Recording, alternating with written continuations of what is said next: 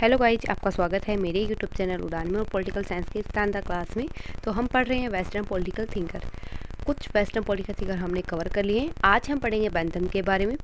जिन्होंने भी पिछली वीडियो नहीं देखे हैं वो जाकर जरूर देखें, ताकि आपका टॉपिक वाइज सभी अच्छे से कवर होते जाएँ और साथ साथ आप नोट्स भी बनाते जाना, ठीक है। अगर आप चैनल में नए जुड़े हों तो चैनल को लाइक एंड सब्सक्राइब करना ना भूलें। अब हम पढ़ेंगे बेंथम के बारे में कि उनके क्या क्या विचार थे, कौन कौन से सिद्धांत दिए, राज्य के बारे में उन्होंने क्या विचार दिए, और इसके साथ साथ जितनी भी इंपॉर्टेंट बुक है उनको देखेंगे जहाँ से अक्सर क्वेश्चन बनते हैं। चलो पढ़ते हैं बेंथम के बारे में। बेंथम का जो जन्म है वो 1748 में हुआ था।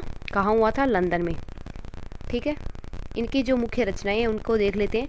आप ये नोट्स में उतार लेना।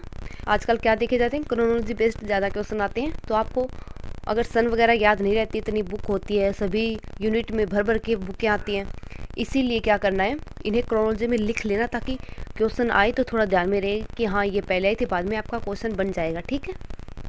नोट्स में उतार लेना। जैसे कॉन्स्टिट्यूशनल कोड 1830 में आई थी, प्लान ऑफ पार्लियामेंट्री रिफॉर्म 1817 में आई थी, बेंथम रेडिकल रिफॉर्म बिल 1819 में आई थी। इसके बाद हम देखेंगे इनकी विशेषताएं क्या है, उनके विचारों की मुख्य विशेषताएं क्या है। बेंथम ने इंग्लैंड के अमूर्त विचारों का खंडन किया है। किन किन का खंडन किया है? उन्होंने प्राकृतिक अधिकार का खंडन किया। जॉन लॉक ने जो प्राकृतिक अधिकार दिया है उनको बकवास का है उन्होंने। बेंथम ने प्राकृतिक अधिकार है उनको सही नहीं माना है, उसका खंडन किया है। सामाजिक समझौते का भी खंडन किया है, सामान्य इच्छा का, ईसाई नैतिकता, इन सब चीज़ों का उन्होंने खंडन किया है, ठीक है। इसके बाद हम देखते हैं कि उपयोगितावाद। बेंथम ने उपयोगितावाद का सिद्धांत दिया। बेंथम उपयोगितावाद के पहले व्यवस्थित प्रतिपादक हैं। उन्होंने मान्यता दी कि यदि सुखों की मात्रा समान हो तो पुष्पिन खेलना उतना ही अच्छा है जितना कि अच्छा काव्य पढ़ना है, ठीक है। उनका मानना है कि व्यक्ति का उद्देश्य क्या है? सुख प्राप्त करना तथा दुखों को कम करना। मानव जीवन का मूल उद्देश्य यही है कि सुख की प्राप्ति करें तथा दुख को कम से कम करना।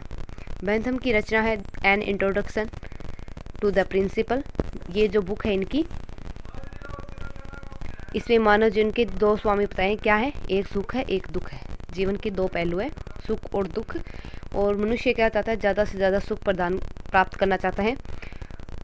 वे सब काम अच्छे हैं जो सुख उत्पन्न करते हैं, अधिकतम व्यक्तियों को अधिकतम सुख की बात करते हैं, ठीक है। बेंथम ने सुख को मात्रात्मक बताया है। बेंथम के अनुसार सुख मापने के क्या क्या मात्रक हैं उन्होंने 7 बताए हैं। यहाँ से क्वेश्चन बन जाते हैं और बने भी हैं। इनमें से 3 दे दें, इसमें से एक अलग दे दें, ठीक है। इस प्रकार से क्वेश्चन बन सकते हैं, इसलिए आप ध्यान में रखना इन 7 नामों को, ठीक है।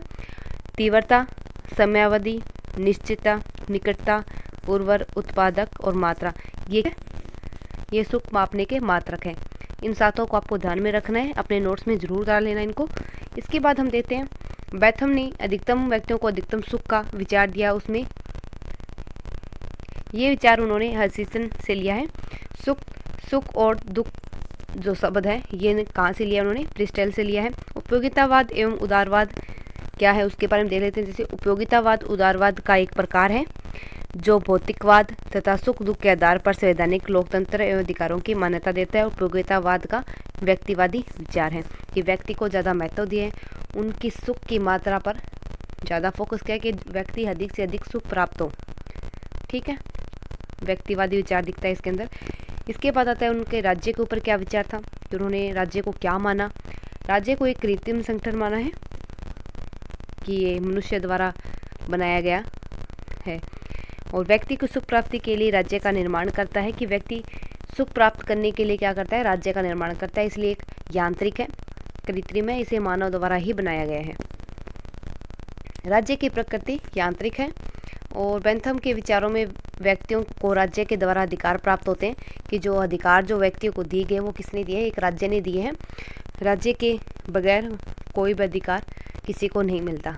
इनका मानना है कि अगर राज्य है तो वो ही किसी व्यक्ति को अधिकार देता है कुछ करने का और कुछ न करने का। बेंथम के अनुसार राज्य ठीक है यदि वह सुख प्रदान करता है, अतः राज्य का आधार सुख है, कि राज्य वही ठीक है जो व्यक्तियों को अधिक से अधिक सुख प्रदान करे। बेंथम ने राज्य को एक उपयोगीवादी संस्था बताया है, क्योंकि ये व्यक्तियों के सुखों में वृद्धि करता है। अधिकारों की बात की है तो बेंथम ने प्राकृतिक अधिकारों का खंडन किया है। उन्होंने जॉन लॉक ने प्राकृतिक अधिकारों की जो बात की है उसको क्या कहा है, बकवास कहा है। और उन्हें वैधानिक अधिकारों को सिद्धांत देते हुए कहा कि अधिकार राज्य द्वारा प्राप्त होते हैं, कि जो राज्य है वो अधिकार दे कि राज्य ही व्यक्ति को अधिकार प्रदान करते हैं, राज्य के बिना अधिकार कुछ नहीं है। ठीक है, इसके बाद आता है संप्रभुता का विचार भी दिया इन्होंने कि संप्रभुता को होब्स की भांति असीमित, अधेय और अविभाज्य बताया है। बेंथम ने शक्ति विभाजन को अस्वीकार कर दिया है कि शक्ति का विभाजन नहीं किया जाना चाहिए, शक्ति है वो एक केंद्र के पास होनी चाहिए, सारी शक्ति एक व्यक्ति के पास होनी चाहिए। ठीक है, उन्होंने राज्य को वैधानिक संप्रभु कहा है।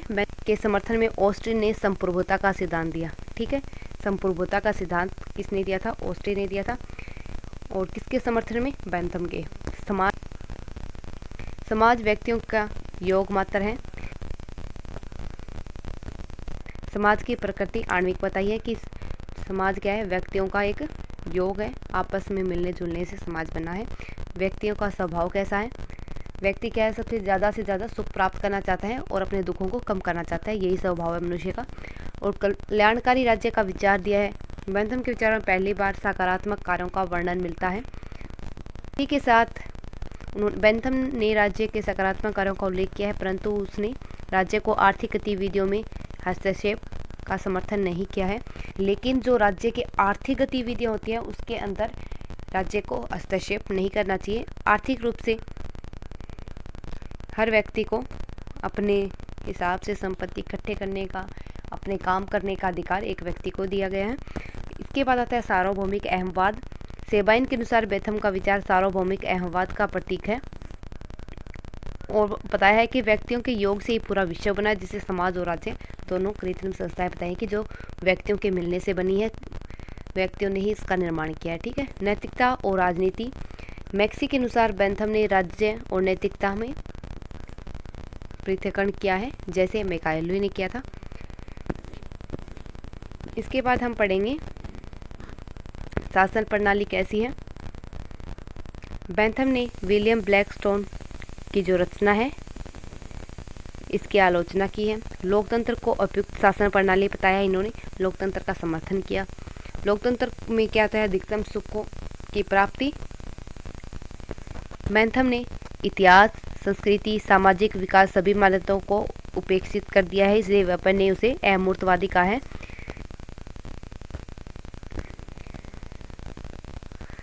मैकफर्सन ने बेंथम के लोकतंत्र को लोकतंत्र का संरचनात्मक मॉडल कहा। ठीक है, इसके बाद हम पढ़ेंगे सामाजिक सुधारक के रूप में क्या उनका योगदान रहा है, उन्होंने किस क्षेत्र में क्या क्या योगदान दिए हैं। सबसे पहला था कि वर्तमान युग में होने वाले सभी सुधारों पर बेंथम का प्रभाव है। ठीक है, इनकी जो बुक है,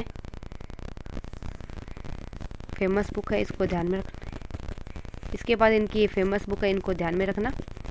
इसके बाद आता है बेंथम मूलतः सुधारवादी है, वे दार्शनिक नहीं बल्कि सामाजिक सुधार एवं दार्शनिक है, कि वे केवल दार्शनिक नहीं है बल्कि सामाजिक सुधार का दार्शनिक है। उन्होंने समाज में बदलाव लाना चाहे, सामाजिक सुधार किए उन्होंने, इसलिए उन्हें सामाजिक सुधार का दार्शनिक कहा जाता है। बेंथम के विचारों का मूल केंद्र सुधार है। जो सुधार होगा वो किसके माध्यम से होगा, शिक्षा के माध्यम से। हमारे समाज में सुधार होना चाहिए, हमारे समाज का विकास किया जाना चाहिए, अधिक व्यक्तियों को अधिक सुख प्रदान किया जाना चाहिए। ठीक है, हमने साथ में ही जेल सुधार योजना भी चलाई कि जेल की जो स्थिति है उसमें सुधार किया जाना चाहिए। इसी के साथ साथ एक व्यक्ति को एक मत प्रदान करने का विचार प्रतिपादित किया कि प्रत्येक व्यक्ति को सिर्फ एक मत देने का अधिकार होना चाहिए। कार्लाइल ने बेंथम के दर्शन को सुअर का दर्शन कहा है। ठीक है, इसके बाद आता है बेंथम ने अपने विचार में कल्याणकारी राज्य का आधार रखा है। उन्होंने राज्य के नकारात्मक कार्यों के बजाय सकारात्मक कार्यों पर बल दिया है। क्या है, सबसे बड़ा सामाजिक सुधारक माना जाता है और विधि या सामाजिक सुधार का कोई भी ऐसा क्षेत्र नहीं है जहाँ बेंथम का प्रभाव ना पड़ा हो। इसके बाद आते कि जो हमारे सामाजिक सुधार है, विधि सुधार है, उन पर बेंथम का प्रभाव देखा जाता है। और सार्वभौमिक मताधिकार का समर्थन एवं मताधिकार शिक्षित व्यक्तियों को ही प्राप्त है, महिलाओं को इसने शामिल नहीं किया है। ठीक है, कि जो उनका मताधिकार का जो अधिकार दिए गए हैं वो उसमें महिलाओं को शामिल नहीं किया गया है, केवल शिक्षित व्यक्तियों को ही ये अधिकार प्राप्त होगा। ठीक है। उन्होंने गुप्त मतदान प्रणाली का समर्थन किया है। संसद के कार्यकाल को 1 वर्ष तक सीमित करने के पक्षधर थे और लॉर्ड सभा एवं सम्राटों के शासन का विरोध किया है। उन्होंने गुप्त मतदान प्रणाली का समर्थन किया है। ठीक है, वो नहीं चाहते थे कि खुले रूप से मतदान हो, क्योंकि वह लड़ाई झगड़े को बढ़ावा देते हैं, इसलिए उन्होंने गुप्त मतदान प्रणाली का समर्थन किया और जेल सुधार के लिए उन्होंने कदम उठाए। समाज कल्याण के लिए उन्होंने शिक्षा को चुना और व्यक्तियों को अधिक से अधिक सुख प्रदान करना चाहते थे, और वो सुख प्रदान राज्य के द्वारा ही हो सकता है कि राज्य एक साधन है जो व्यक्तियों को अधिक से अधिक सुख प्रदान करता है या वृद्धि करता है उसके अंदर। ठीक है, इस प्रकार से हमने टॉपिक अच्छे से पढ़ लिया है। बेंथम को जितनी भी इम्पोर्टेंट चीज़ें हैं उनको हमने पढ़ लिया है। उम्मीद करती हूँ कि इस वीडियो के माध्यम से ये टॉपिक आपका अच्छे से कवर हो गया होगा। अगर वीडियो पसंद आई तो लाइक एंड सब्सक्राइब करना ना भूलें। Thank you.